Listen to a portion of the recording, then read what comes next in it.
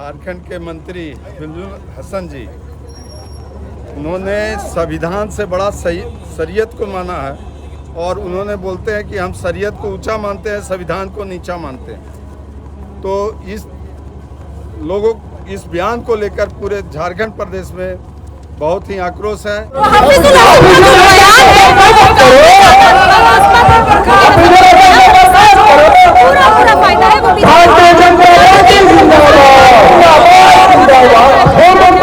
झारखंड के मंत्री हफीजुल हसन जी, उन्होंने संविधान से बड़ा शरीयत को माना है और उन्होंने बोलते हैं कि हम शरीयत को ऊंचा मानते हैं, संविधान को नीचा मानते हैं। तो इस लोगों इस बयान को लेकर पूरे झारखंड प्रदेश में बहुत ही आक्रोश है कि भारतवर्ष संविधान पर चलती है, ना कि शरीयत पर चलती है, ना धर्म के आधार पर चलती है। ये राष्ट्रवाद के धर्म पर ये चलने वाली पार्टी है और हम लोग सारे भारतवासी सभी एक हैं। इसमें संविधान ही सर्वोपरि है, संविधान से ऊपर शरीयत नहीं है।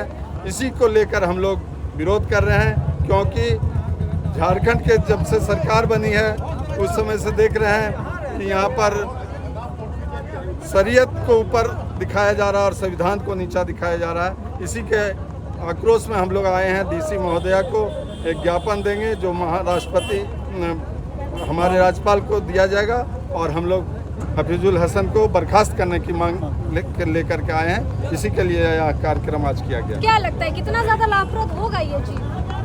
सबसे बड़ी जो चीज़ है कि लोकतंत्र के अंदर में, किसी भी देश के लोकतंत्र के अंदर में संविधान सर्वोपरि होता है और इस देश के अंदर में अभी बाबा साहब अम्बेडकर का 10 दिवसीय मतलब सम्मान समारोह पूरे देश भर में चल रहा है और उस समय इस प्रकार की भाषा को उपयोग करना निश्चित रूप से संविधान का खुला मजाक उठाना है और ऐसे संविधान का विरोध करने वाले व्यक्ति को किसी भी रूप में भारतीय जनता पार्टी न सिर्फ यहाँ की जनता बर्दाश्त करेगी बल्कि पूरा झारखंड वाली सरकार कराया जाएगा।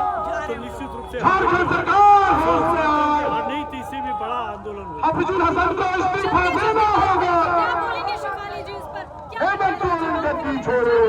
क्या उम्मीद करती है? तेरी मनमानी नहीं चलेगी। पूछेगा कि संविधान से ऊपर कुछ नहीं है, ये हर बच्चा जानता है और इन्होंने हफीजुल हसन मंत्री जी ने शरीयत को ऊपर रखा है। तो ये बच्चा भी समझ सकता है कि शरीयत से ऊपर संविधान है, संविधान से देश चलता है।